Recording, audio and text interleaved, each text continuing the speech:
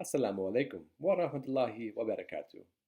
Welcome back to another 30 Stories for 30 Nights, stories of the Holy Prophet Muhammad sallallahu alaihi wasallam. Tonight we're reading chapter 22, Tensions in Medina. Bismillah ar-Rahman ar-Rahim. For years, the Jews and the Muslims had lived alongside each other happily by following the rules of the pact that they had made. But secretly, some of the Jewish tribes were hoping that the Muslims would lose the Battle of Badr, so that Islam would stop growing. But when the Muslims returned victorious, those tribes were angry. They tried to cause mischief in Medina. One time, they tried to cause arguments between the Ansar and the Muhajirin, who had been living like brothers. Some of them even wrote insulting poems about Islam and read them in public. One day, as Prophet Muhammad ﷺ had returned from his evening prayers with his companions, he was approached by a Jewish woman. She explained that she had prepared a dish of meat for him. He accepted it, and later in that evening, Prophet Muhammad ﷺ and his companions sat down for their meal.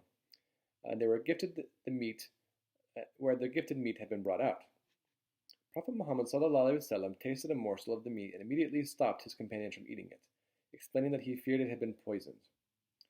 Prophet Muhammad ﷺ sent for the woman to ask if she had indeed poisoned the meat. The woman immediately admitted to this, so Prophet Muhammad ﷺ asked her why she had done such a thing. At this, the woman explained that her relatives had been killed when they participated in the attack against the Muslims. She said that she had wanted to get revenge by killing the Prophet Muhammad ﷺ, but she also believed that if he was truly a prophet, then God would save him. She begged Prophet Muhammad ﷺ for mercy. Prophet Muhammad ﷺ recognized that she was very remorseful, and he forgave her. One day, a Muslim woman was shopping in the market in Medina, and some Jews began to abuse her. A Muslim man saw this, and he started to defend her. There was a large crowd, and a fight broke out, in which a Jewish shopkeeper was killed. This led to a number of small skirmishes over the following years between the Muslims and some of the Jews in Medina, but a much larger battle was brewing. So, although the Muslims in Medina had made a pact with the other tribes in Medina, there were still some tensions.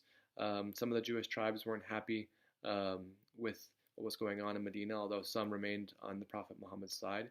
But there started to be some internal tensions in the city, and Prophet Muhammad was very busy trying to solve those problems still and to make peace within Medina, even though they were still facing this external threat by the Meccans, who were still attacking the Muslims.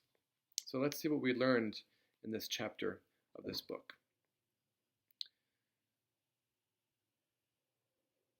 What test did the poisoned meat present for Prophet Muhammad? So remember, there's the woman who poisoned the meat.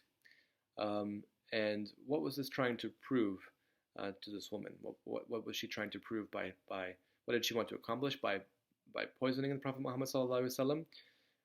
And what was proven when he both detected the poison as well as forgave her? So we'll talk a little bit about that, and I'll see you tomorrow night, inshallah. Assalamu alaikum wa rahmatullahi wa barakatuh.